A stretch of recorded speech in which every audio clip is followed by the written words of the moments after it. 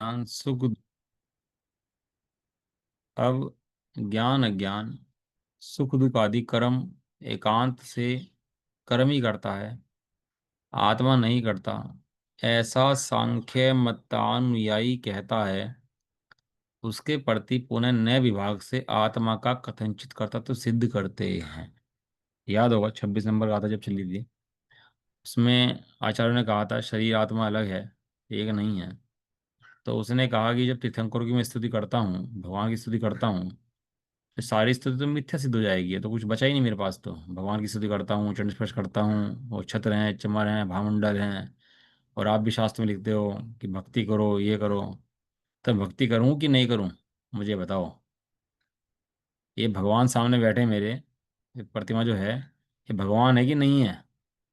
ये पत्थर है कि भगवान है? मुझे बताओ, जिससे मैं कन्फ्यूजन ना रहूँ। मुझे पूजा करनी है कि नहीं करनी है? तो जब उसका आंसर दिया, तो थानिका में क्या लिखा उसकी? तुम मैं विभाग ना जानती, तू नए विभाग को नहीं जानता। नए विभाग को जानता तो ऐसी बातें तू नहीं करता। वहां प्रतिमा का पूज्यपना है, वहां पर भगवान है इसलिए पूज्यपना है।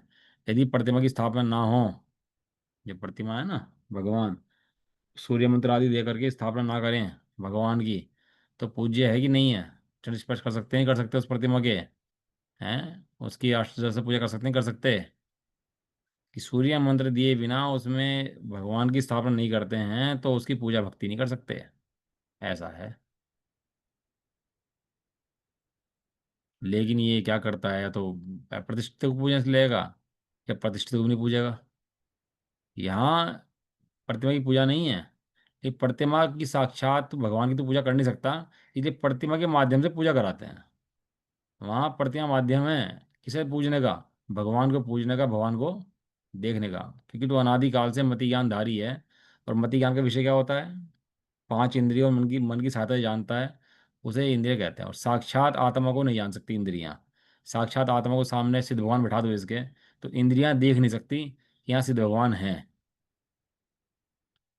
अब इसे मजबूरी है कि क्या करते हैं, या तो वो प्रतिमा बनाएंगे भगवान की, या फिर खाली आकार बनाएंगे सिद्ध भगवान का। अब वहां पर कहता है ना सिद्ध भगवान है, कुछ मत रखो, क्या सिद्ध भगवान है? तो कहाँ है सिद्ध भगवान भाई? तो कहेगा कहाँ है, कहे बैठे तो सामने है, तो मुझे दिखते ही नहीं है। क्यों? क्योंकि आंखों से दिखते नहीं है, कान से सुनाई देते नहीं है। और बाहर में आकार बनाते हैं खाली खाली, अंदर में खाली आकार बनाते हैं, तो कहते हैं ये सिद्ध भगवान है। कहीं ना कहीं आकार से उसकी गणना करते हैं। लेकिन वहाँ कौन पूज्य है? वहाँ प्रतिमा पूज्य ना होकर वो भगवान पूज्य है। भगवान के माध्यम से ही प्रतिमा पूज्य है वास्तव में। तो क्या यहाँ फिर वही कह रहे हैं, नए विभाग से निश्चय नए व्यवहार ने। क्या आत्मा मेरा है कि नहीं है, जीव की रक्षा करूं कि नहीं करूं? जीवों को मार दूं तो क्या फर्क पड़ेगा, नहीं मार दूं तो क्या फर्क पड़ेगा, वे तो अलग अलग हैं। नए विभाग को नहीं जानने से आत्मा का कथनचित कर्तव्य सिद्ध करते हैं। वहां 13 गाथाओं में कर्म ही एकांत से कर्ता होता है। इस कथन की मुख्यता से कम्मेहि दु अंडाणी इत्यादि 4 गाथा सूत्र हैं। पहले 4 गाथा सूत्र गए, अब 13 के डिवाइड कर रहे हैं। 13 के पार्ट कैसे कैसे हैं गाथाओं के अंदर, जो 13 गाथाएं अपनी उन्होंने डिवाइडेशन कर दिया उसके अंदर। पहले तो कम्मेहि दु अंडाणी इत्यादि 4 गाथा सूत्र हैं। इसके बाद सांख्य मत में भी ऐसा कहा गया है। इस प्रकार संवाद बताने के लिए ब्रह्मचर्य की स्थापना के लिए पुरुषित्थ या हिरासी इत्यादि 2 गाथाएं हैं। कि पुरुष स्त्रीलिंग की इच्छा करता है, स्त्री पुरुष की इच्छा करती है, तो कर्म को उदय इच्छा करते हैं। ऐसा बताने के लिए उनकी संवाद की स्थापना करी। फिर अहिंसा की स्थापना की मुख्यतः जमा घाटेदी परमम इत्यादि 2 गाथाएं हैं। प्रकृति ही का कर्तव्य है, आत्मा कर्तव्य नहीं है। ऐसे एकांत के निराकरण के लिए उन्हीं 4 गाथाओं में दिखाए गए दोष के उपसंहार रूप में एवं शंखुपदेशम इत्यादि एक गाथा है। आत्मा संख्यात प्रदेशी है, वो इत्यादि एक गाथा है। इस प्रकार 5-7 गाथा सूत्रों के समूह द्वारा दूसरा अंतर स्थल है। उसके बाद आत्मा कर्म नहीं करता, और आत्मा कर्म जनित भावों को नहीं करता, किंतु आत्मा आत्मा को ही करता है। तो वो क्या मानता था ना ऐसा। इस प्रकार एक गाथा के पूर्व पक्ष है और 3 गाथाओं में निराकरण है। इस प्रकार समूह रूप से अहवा, मज्जसी, मध्यम इत्यादि चार गाथा सूत्र हैं। इस चतुर्थ अंतर स्थान में तीन स्तरों द्वारा समुदाय पातनी का है। जो तेरह गाथाओं को डिवाइडेशन में जाता था ना, उनको अलग कर दिया, चार गाथाएं अलग कर दी, पांचवी अलग कर दी। फिर कहा पांच छठी अलग करी कि कर्मी ब्रह्मचारी है, कर्मी अब्रह्मचारी है। फिर अपघात प्रघात क्या क्या उसने कहा था, कोई हिंसक नहीं है। अपघात प्रघात नाम का कर्म ही हिंसा कराता है, इसलिए कोई कर्म हिंसक नहीं है, ऐसा मान लेता है। ये जो कहता है मुझे मुनि भी ऐसा मानता है, वो सांख्यमति ही है। फिर उसने कहा आत्मा आत्मा करता है। तो फिर कहा आत्मा ज्ञान में स्थित रहता है, मैं ऐसा मानता हूँ, कर्म वो करता नहीं है। तो उसे सिद्ध करने के लिए आचार्य देव ने असंख्य प्रदेशों का दृष्टांत उठाया कि असंख्यात प्रदेशी जीव है, उसे घटपट कैसे सकते हैं। ज्ञान तो अकृत्रिम है, तो ज्ञान को बना कैसे सकता है। समझ में आया ना। उसका आंसर भी उन्होंने गाथा के अंदर दिया उसका। इन सब गाथाओं के आंसर के रूप में उन्होंने एक लास्ट में आंसर दिया कि जो आत्मा है वो असंख्यात प्रदेशी है, वो घट बढ़ सकता नहीं है, ज्ञान बना बनाया है, बन सकता नहीं है। उसको तू बना कह सकता है, उसको बनाने में तू समर्थ नहीं है। तो कर्मों का जो करता तू कहता है, वो कर्मों का करता तो कर्म है, भाव कर्म का करता तू ही है। ऐसा समझ में तेरे गाथाओं की समझ इनकी। ऐसा। हम्म। अब कह रहे हैं कि वह इस प्रकार है। क्या कहते हैं, देखो किस प्रकार है। एकांत से जीव कर्मों द्वारा अज्ञानी किया जाता है, उसी प्रकार कर्मों के द्वारा ज्ञानी किया जाता है। ये बात अपने ने गाथा में पढ़ी, बाद में अम्बेचंद देव ने टीका में पढ़ी। उसके बाद जयचंद जी झापड़े की भावार्थ आया, उसके अंदर पढ़ी। और उसके बाद जयसेन आचार्य की गाथा आ रही, उसके अंदर पढ़ रहे हैं। एक ही बात का चार रिपीटेशन चल रहा है, रिपीटेशन चल रहा है, अभ्यास चल रहा है। रिपीटेशन मैंने अभ्यास। एकांत से जीव कर्मों द्वारा ज्ञानी करता जीव को कर्म ज्ञानी कर्म करता है। इस प्रकार कर्मों के द्वारा ज्ञानी करा जाता है, कर्मों के द्वारा निद्रा को प्राप्त कराया जाता है। उसी तरह कर्म जीव को जागृत करता है, कर्म द्वारा ही जीव को जागृत किया जाता है।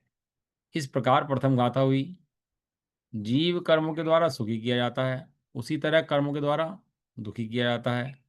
एकांत रूप से कर्मों के द्वारा मिथ्यात्व को प्राप्त कराया जाता है, उसी प्रकार असंयम को प्राप्त कराया जाता है। इस प्रकार दूसरी गाथा हुई, है ना।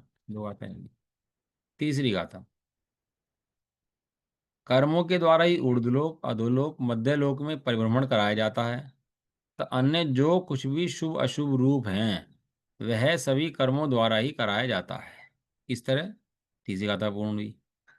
इसलिए ऐसा कहा है कि जो शुभ अशुभ है वह सभी कर्म ही करते हैं, कर्म ही देते हैं, कर्म ही हरण करते हैं।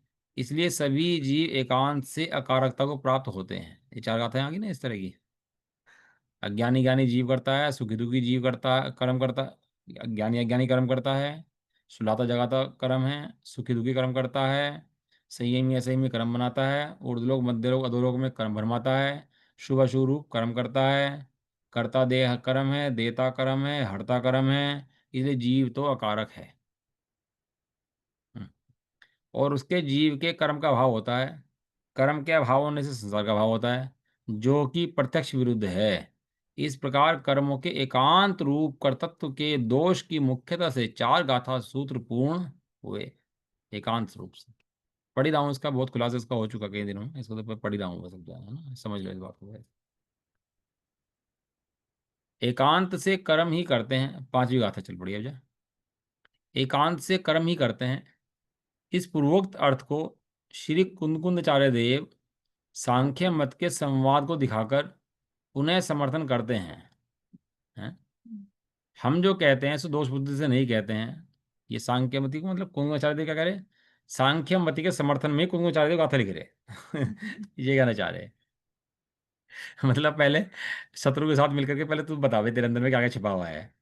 मतलब पूछता है ना इब्राहिम की गलती निकलती नहीं है, तो पहले उस साथ एक में हो जाते हैं, भाई बता क्या करता है। अब वो जब इब्राहिम के अंदर से मिस्टेक निकलनी शुरू होती है, गुरु क्या करता है, एक में होकर के उसकी मिस्टेक देखता है।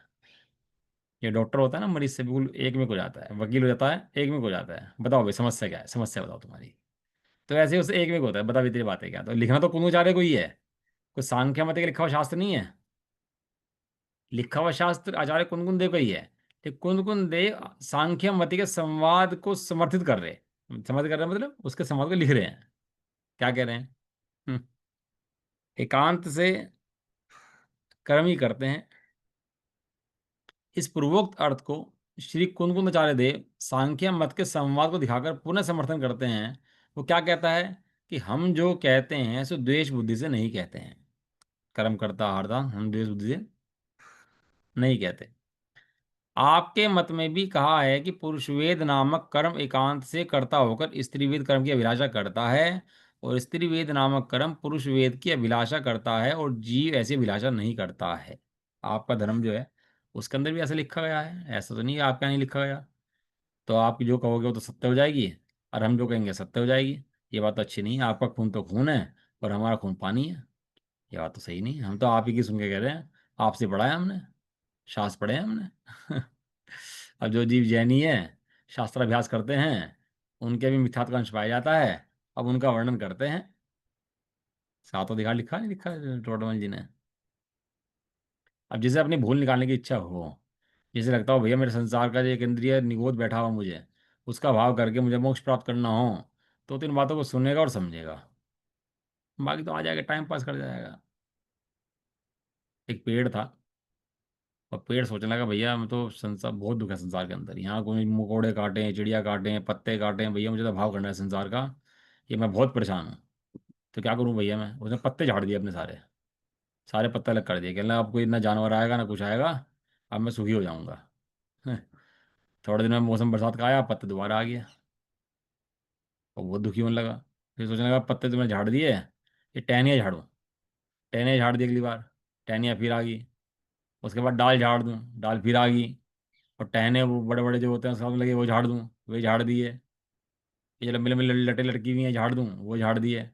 लेकिन होता क्या, जैसे ही मौसम बदलता वैसे वापस उग जाती। एक दिन महाराज जी आ गए, वहाँ पर नीचे बैठे थे, उनसे पूछे उपाय क्या है, ये तो बार बार आ जाते हैं। कहने लगे उनको उपाय बाहर नहीं है, इनका उपाय तो जड़ों के अंदर है। इतनी जड़ें जो फैली हैं ना नीचे, इन जड़ों के अंदर मिठास बसता है। मिठास कहीं ऊपर नहीं बसता, तो दिखाई देता है। तो मैं क्या करूं इसको, कि तू भैया भेद विज्ञान करके जड़ सुखा। जड़ सूखेगी तो ऊपर सूखेगा, पत्ते भी सफेद होंगे, झड़ेंगे भी, और पेड़ भी गिरेगा। तब जाके तेरे संसार का भाव होगा। अब जड़ पे तो निगाह है नहीं, दिखता क्या है ऊपर, जड़ दिखती नहीं है। मिथ्यात्व बसता कहाँ है, जड़ के अंदर, ऊपर बसता नहीं है। अब दिखता कुछ और है, काम कहीं और होता है। अपने आप ही कोई व्यक्ति ऐसी बातें करता हो, बराबर बात है, शास्त्र पढ़ के ऐसी बातें करता हो, लेकिन आत्मा का अनुभवी ना हो, तो वो मिथ्या दृष्टि ही है, वो भी ऐसी सांख्यमति की भांति ही है। कैलाश चंद जी पंडित जी का बड़ा उदाहरण फेमस है। बहुत सारे विद्वान ऐसे हुए पंडित जो स्वामी जी के नज़दीक में आए, और स्वामी जी के नज़दीक में आकर ही पता लगा उनको कि धर्म कहते किसे हैं। इससे पहले पता ही नहीं था कि धर्म कहते किसे हैं। पढ़ते बहुत थे, कर्ण नियोग के पंडित हो गए थे। और पहले बड़ा पंडित मतलब कौन, जिसे कर्ण नियोग का ज़्यादा ज्ञान है वो बड़ा पंडित। कितना बड़ा पंडित, जितना ज़्यादा कर्ण नियोग का ज्ञान है उतना बड़ा पंडित। उर्मिला आंटी, समझ में आ रहा?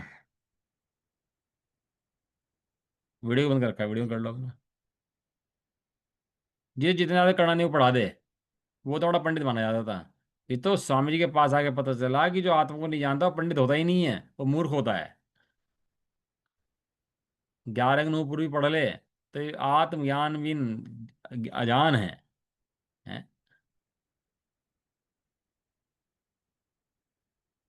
आत्मज्ञान की बिना अजान है अभी। और आत्मज्ञान करने के बाद तू जो बात कहे वो सत्य है, और आत्मज्ञान करे बिना जो बात कहे वो झूठ।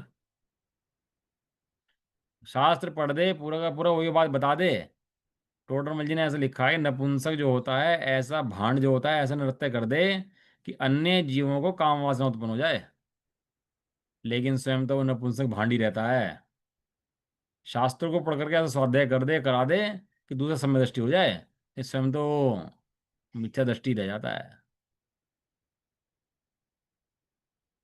क्या आप ही तो कहते हो कि स्त्रीवेद जो है वो पुरुष की इच्छा करता है, पुरुष वेद जो है वो स्त्री की इच्छा करता है। वो कह रहा है इस प्रकार आचार्य परंपरा से चली आई श्रुति है। ये किसकी श्रुति चली आ रही है? आप ही के आचार्य परंपरा में लिखे हुए ग्रंथ हैं, और उन्हीं ग्रंथों में मैंने पढ़ा है, और मैं ऐसे ही मान मान लगूंगा अब जैसा आप कहते हो। श्रुति का क्या अर्थ है? आप संख्या सांख्य जनों का आगम श्रुति है, इस प्रकार प्रथम गाथा पूर्ण हुई। यहाँ श्रुति का अर्थ इन्होंने दे दिया। यहाँ आचार्य परंपरा में इन्होंने कहा है कि श्रुति माने ये नहीं कि जो लिख दिया अपन लोगों ने, हमारे से कॉपी करके और एकांत का मत पोषण करते हुए जो सांख्य मत ने लिखा है उसका नाम श्रुति लिखा है यहाँ पर। एकांत की पोषण करे वो शास्त्र नहीं है, शस्त्र है। और यदा कदा अनेकांत का पोषण करे, यदा कदा अनेकांत का पोषण करे, वो क्या है? वो शास्त्र है, वो जिनवाणी है। इस प्रकार प्रथम गाथा पूर्ण हुई। ऐसा होने में क्या दोष है? इस प्रकार आपके उपदेश उपदेश में कोई भी जीव अब्रह्मचारी नहीं है, किंतु जिस प्रकार शुद्ध निश्चय नय से सभी जीव ब्रह्मचारी हैं, उसी प्रकार एकांत से अशुद्ध निश्चय नय से भी सभी जीव ब्रह्मचारी ही हैं। क्या कह दिया? शादी करता रहेगा और नाम लगाएगा ब्रह्मचारी, तो कौन मानेगा बताओ? पत्नी साथ में घूम रही है, बच्चे साथ में घूम रहे हो, और ब्रह्मचारी नाम लगाएगा आगे, नाम के आगे, कि ये ब्रह्मचारी हैं। क्यों ब्रह्मचारी हैं? क्योंकि स्वभाव से ब्रह्मचारी हैं, इसलिए ब्रह्मचारी हैं। ये मुनि है। अब ये क्या करा है श्वेतांबरियों ने? कपड़े पास में, लत्ते पास में, सारे परिरा आवडंबर साथ में, गाड़ियां घूम रही, सब घूम रहे साथ में। और क्या है ये मुनि है। सारा परिरा तो परिरा साथ में घूम रहा तेरे भाई। तो मुनि का है बात का? मुनि को तो परिरा होता ही नहीं है।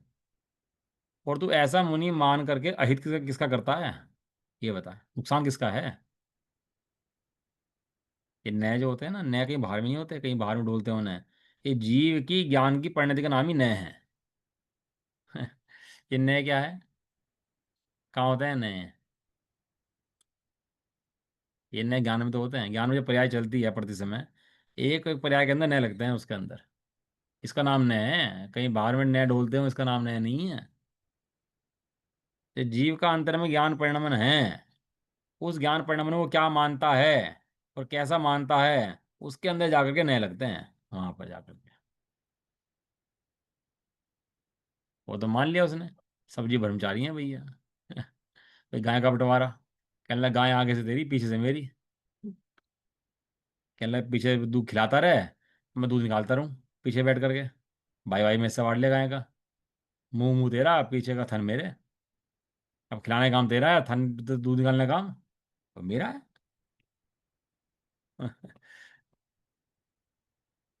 वो दिया था ना कुएं का दृष्टांत। कहने लगा कुआं बेच दिया। कहने लगा कुएं का पानी निकालो, नहीं तो किराया दे देना भैया आप कुएं का पानी का। ये ऐसी बातें बकवास करता है भैया। जीव को स्वयं का आनंद प्रकट ना हो, यही इसका सबसे बड़ा दोष है। अपने आनंद से च्युत है तो कुछ ही मानता रहे। जो अपने आनंद से च्युत है वो दुखी है, वो बाहर में है। जो अपने आनंद में है वो वही सुखी है। अपने आनंद को तो देखता नहीं है, भोगता नहीं है, और कुछ ही मानने लगता है। हम तेरे से पूछते हैं तुझे आनंद है कि नहीं है, सीधी बात ये बता। ये उसका तो पता नहीं है। और नहीं पता है तो बस कुछ तो कुछ नहीं पता फिर इसके अलावा। ये ज्ञानी भी होता है ना, तो बैठता है तो भैया अपने आनंद को लेके बैठता है। भगवान की भक्ति करता है तो आनंद को लेके बैठता है। कहीं कुछ करता है तो स्वभाव को लेके बैठता है, क्योंकि स्वभाव में आनंद है। और स्वभाव को आनंद में कहता नहीं है, उस स्वभाव को आनंद में भोगता है, उस आनंद रस को पीता है। रसगुल्ला बहुत अच्छा है। खा के कह रहे कि बिना खाए कह रहे भाई? नहीं, वो तो मम्मी ने कहा था अच्छा है। वो तो पापा ने कहा था वो बहुत बढ़िया बनाया, बहुत अच्छी है। तू अपनी है। तू कहता है औरन देखी, मैं कहता हूँ आखन देखी। याद है ना ये? तू कहता है औरन देखी, मैं कहता हूँ आखन देखी। या आचार्य देव क्या कहते हैं? मैं कहता हूँ आखन देखी। अब ये पढ़ पढ़ के नए नए मन निकाल लेता है। धर्म तो करना चाहता है, धर्म करने की दिक्कत नहीं है इसको, कि धर्म करने की समस्या है। धर्म तो करना चाहता है, लेकिन मिथ्यात्व बुद्धि के कारण से धर्म का अन्यथा स्वरूप समझता रहता है। उसी प्रकार एकांत से अशुद्ध निश्चय से सभी जीव ब्रह्मचारी ही हैं, क्योंकि पुरुष वेद नामक कर्म स्त्री वेद की अभिलाषा करता है, और जीव कुछ भी अभिलाषा नहीं करता है। क्या कहता है? जीव कुछ भी अभिलाषा नहीं करता है। जीव तो परम ब्रह्मचारी है, परम सुख का वेदन है, सिद्ध समान है, सिद्धों के समान शुद्ध है, बुद्ध है, अखंड है, एक है, ज्ञायक है, सब बातें बनाता है। हम्म। और बच्चे व्यापार करते हैं ना अपना, जब खेलते हैं व्यापार, तो डिस्टर्ब कर दो उन्हें बच्चों को उस व्यापार के अंदर, उसका कोई नोट सा उठा लो, गोटी उठा लो उसकी, उसने व्यापार में जो महल बनाया है ना वो उठा लो बीच में से, तो उसको वैसे ही क्रोध आएगा जैसा असली उसका उठाते हैं उसको क्रोध आएगा।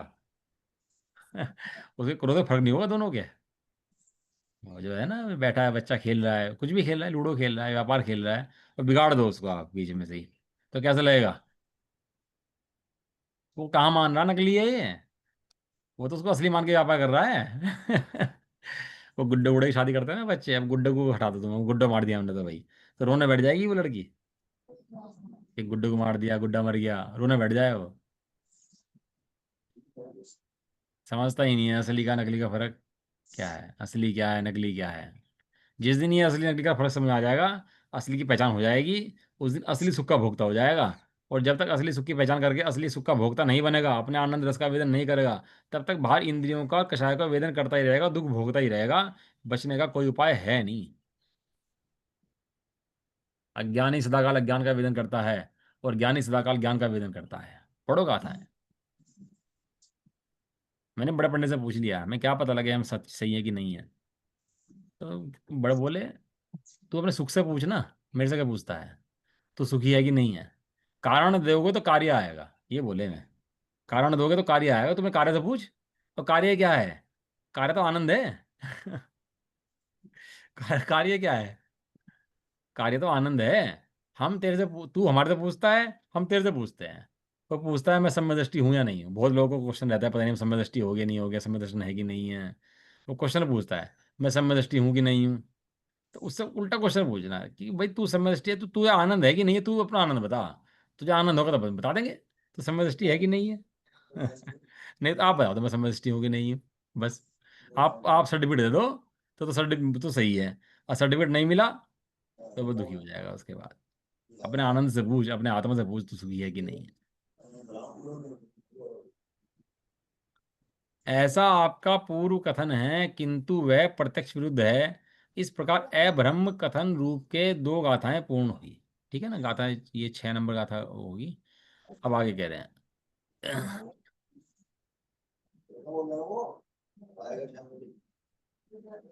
ये म्यूट कर दो एक बार ना, वीर।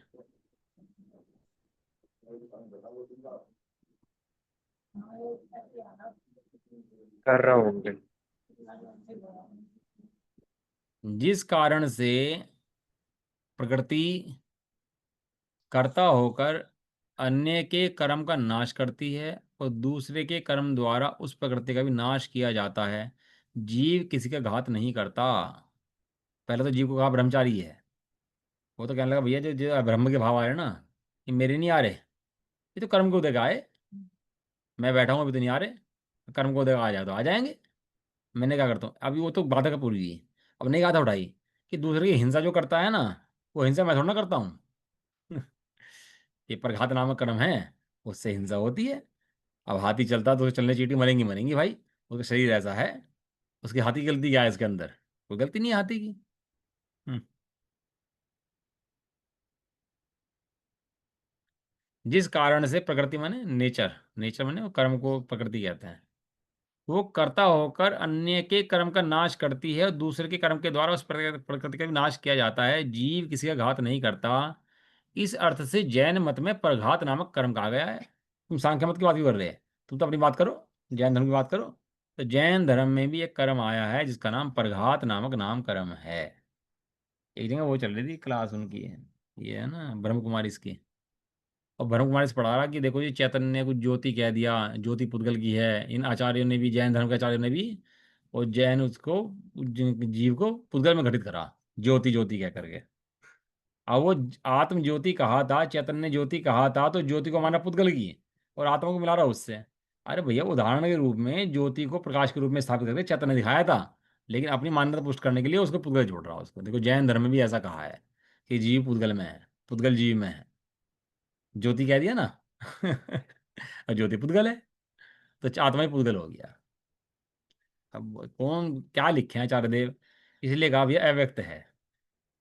कहा ना अव्यक्त है, एक ने लिखा सप्तभंगी के अंदर व्यक्त है, एक फिर अव्यक्त के बाद क्या लिख दिया, व्यक्त नहीं है, वो तो अव्यक्त है।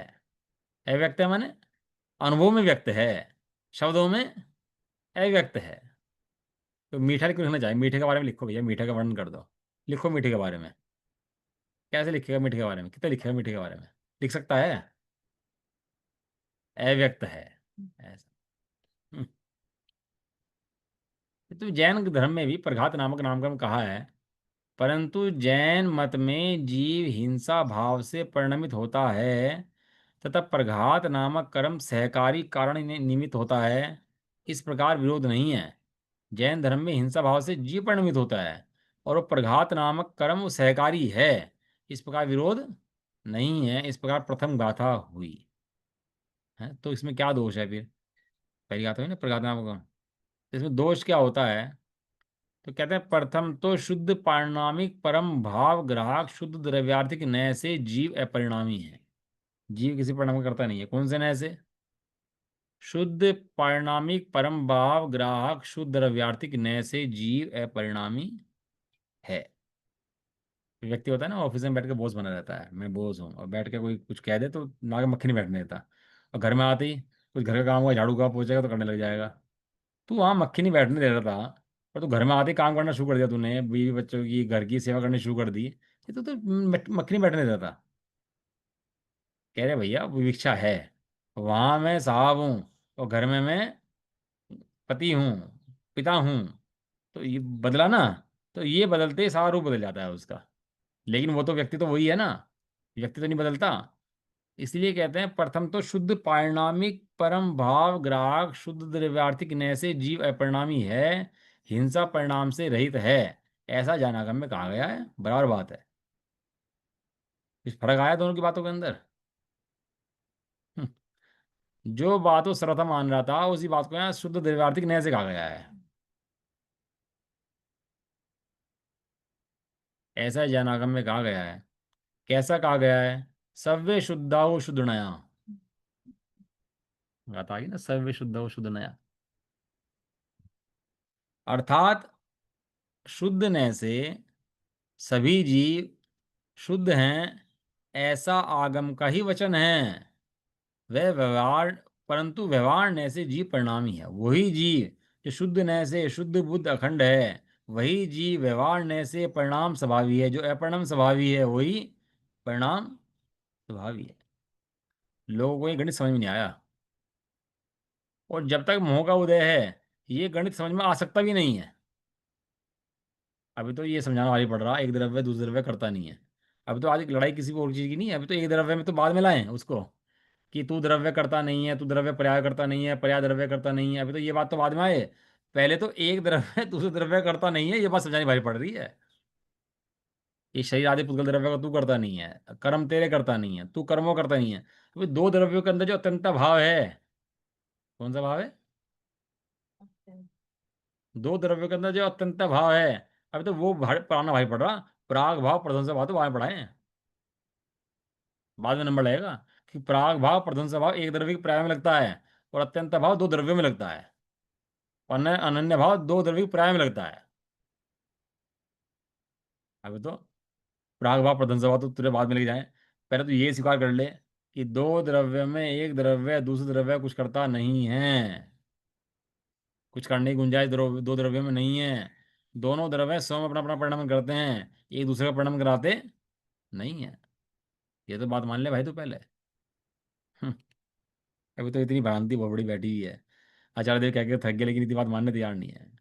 अनंत तो जीव तो जैन नहीं है, लेकिन जैन होने के बाद भी यदि ना माने तो वो भी अजैन है। द्रव्य को कर्ता माने ना एक दूसरे का, ये महामिथ्यात्व का जहर पीता है, जहर जड़ों में जहर बसा है उसकी। ये समझ लो। शुद्ध नय से सभी जीव शुद्ध हैं, ऐसा आगम का वचन है, बराबर है। परंतु व्यवहार नय से वही जीव परिणामी हैं। आपके सांख्य मत में जिस प्रकार शुद्ध नय से कोई भी जीव हिंसक उपघातक नहीं है, उसी प्रकार अशुद्ध निश्चय नय से भी कोई जीव हिंसक उपघातक नहीं है। आप दोनों नय से उसको हिंसक मान लिया। अब जैसे खान का सोना है ऐसे ही वो सोना है, दोनों सोने बराबर है। अपन लोग क्या करते हैं ना, अभी वो गोल्ड बॉन्ड आ गया गवर्नमेंट का। तो गोल्ड बॉन्ड में क्या है कि वो बेनिफिट्स बहुत सारे हैं उसके, कि भाई आपको उसका इंटरेस्ट ही मिलेगा, उसमें मिलावट भी नहीं हो सकती, उसके रेट भी मार्केट के मिलेंगे बिल्कुल, कहीं जाना नहीं है, कहीं आना नहीं है, लिक्विडिटी पूरी की पूरी है, चाहे जब करा लो उसके अंदर, तो खोट मिलावट है नहीं, मार्केट बिक जाता है। ठीक है। अपन लेने क्या करा, सोना लेकर रख लिया। क्या लिया? बॉन्ड। और का नाम क्या रखा उसका? सोना। और पत्नी कहे कि भैया मुझे शादी में जाना है, तो मुझे वो हार ला के दे, तो सोना तो खरीदा था, वो सोना ला करके दे, मुझे पहन के जाना है वो सोना। वो सोना ला करके दे, तूने लिया था भाई, मुझे पहन के जाना है। और वो क्या ला के देगा? सर्टिफिकेट वो कागज का। तो वो कहेगी कागज के सर्टिफिकेट को गले में टांगूं, चाटूं, रखूं, धरूं, क्या करूं तेरे सर्टिफिकेट का? तेरे सर्टिफिकेट का कि नहीं सोना है? चले सोना है कहाँ इसके अंदर?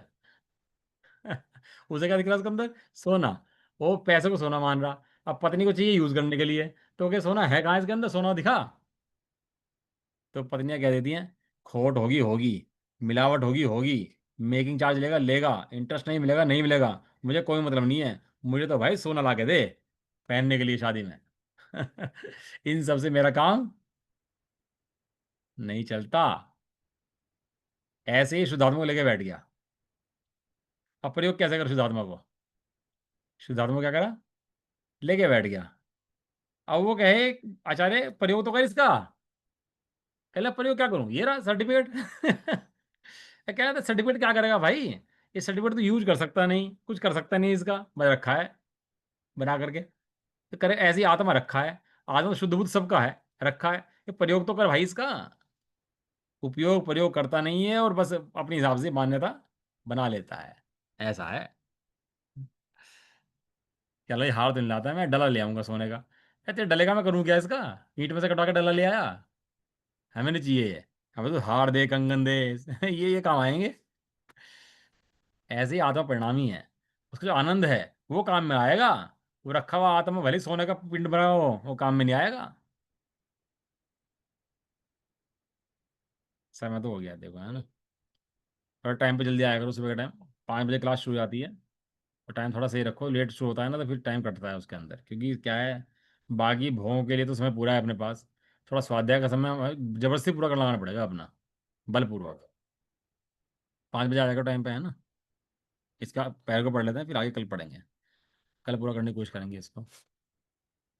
कह रहे हैं जीव हिंसक नहीं है। कह रहे तुम्हारे मत में जिस प्रकार से शुद्ध नय से हिंसक नहीं है, तो अशुद्ध नय से भी हिंसक है कि नहीं है? उससे क्वेश्चन पूछ रहे। तो कहता नहीं, हिंसक नहीं है। किस कारण से हिंसक नहीं है?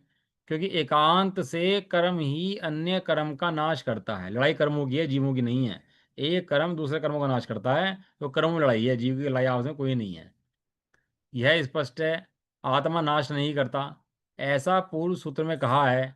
इस प्रकार हिंसा के विचार की मुख्यता से दो गाथाएं पूर्ण हुई। हिंसा कौन करता है, कौन नहीं करता, वो सब बातें इसके अंदर हुई हैं। अब ये गाथा हमने पढ़ ली, आठ आठ गाथाएं आ गई इसके अंदर।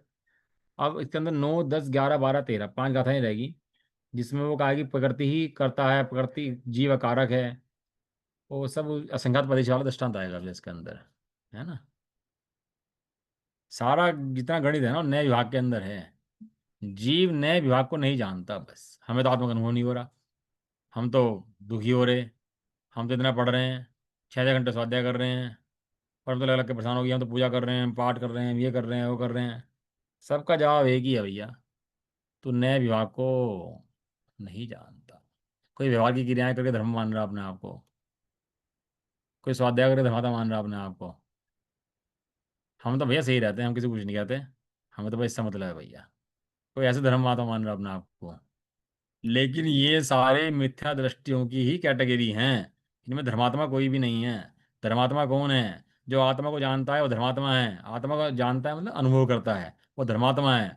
और जो आत्मा का अनुभव नहीं करता, वो धर्मात्मा नहीं है। अब तो दिन में कुछ भी काम कर, एक ध्रुव का अवलंबन पकड़। मैं 6 घंटे स्वाध्याय करता हूँ, तो 6 घंटे स्वाध्याय करता कहाँ है? तू कर स्वाध्याय कर सकता नहीं है। ये तो मन वचन काय की क्रिया है, जिसको तू कहता स्वाध्याय कर लिया।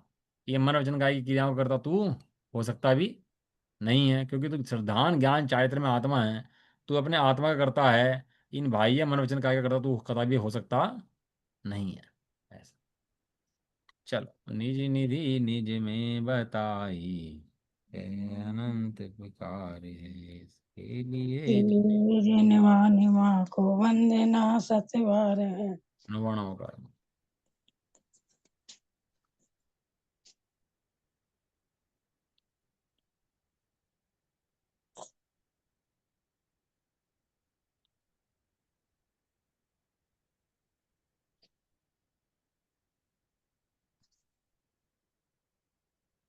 समझ में आ रहा आंटी? हाँ समझ में आ रहा भैया। बस ये आज तो समझ में जल्दी नहीं कर, आया बस। आज तो जल्दी कर दिया आपने, सुनो ना। मैं जल्दी करने लगा एक्चुअली, वो बाद में ना थोड़ा काम होता है ना, घूमना फिरना होता है, धूप निकल जाती है, तो इसलिए क्लास जल्दी खत्म तो हो गई कि जल्दी बारह। कर दो भैया, 5 बजे कर दो करो शुरू, पहले 5 बजे करो थे। हाँ, 5 बजे शुरू कर देंगे अब से, कल से। हाँ क्योंकि फिर है ना मंदिर भी जाना होगा। मैं तो नहीं, मैं 5 बजे कर खुलवाऊंगा। देंगे बिल्कुल कल से। हाँ, 5 से वरना और 5 मिनट पहले ही कर देंगे, कोई दिक्कत नहीं है। 5-10 बजे खुला भी नहीं होगा तो शुरू ही हो रहा। हाँ हाँ। चलो, वीर समझ में आ रहा है भाई? हाँ एक्चुअली क्या है, मैं ही बोलता रहता हूँ, कभी ऐसा होना चाहिए तो एक दिन तुम बोलो कि तुम लोग की समझ में क्या आ रहा है, मतलब मेरी समझ में ये तो आया कि तुम्हारी समझ में आ रहा है, मतलब मैं समझाया जा रहा हूँ तेरे पास। जी भैया अंकल। समझ में तो आ रहा, पर याद नहीं होता। ऐसा तो ज्ञान तो है कि वो ऐसा नहीं ऐसा है, पर याद नहीं हो पाता। कोई बात नहीं, याद करना भी नहीं है ना अब जा। याद करने के लिए क्या कौन रहा है? याद करना ही नहीं है। नहीं, शाम की भी उसमें तो याद करना होगा कोई ना। नहीं, कुछ नहीं याद करना, अब तो ध्रुव देखो और मजे लो बस बैठ के, अब तो आनंद मस्ती करो, ये कुछ नहीं याद करना अब जा, शादी होगी पति की नहीं, पत्नी आनंद से, मस्ती अब तो, याद थोड़ा ना करता है पत्नी को बार बार। मजे ले। आनंद मस्ती तो अपने ज्ञान की करनी ना। बस बस बस, इतना ही गणित है। चलो, कल चर्चा करें, कल आप लोग बोलना, मैं सुनूंगा, कल सब लोग जो भी आए। कल आप लोग बताना आप लोग क्या सीख रहे हो, जिससे मुझे पता लगे क्या लोग, कुछ लोग तुम भी के अंदर जा रहा है कि खाली मैं ही बोले जा रहा हूँ एक तरफा। ठीक है। ठीक। जय जी वरदासिनी माता की। जाओ। महान जैन धर्म की। जय जय। एक साथ बोलिए। जय। क्लास एंड कर दो।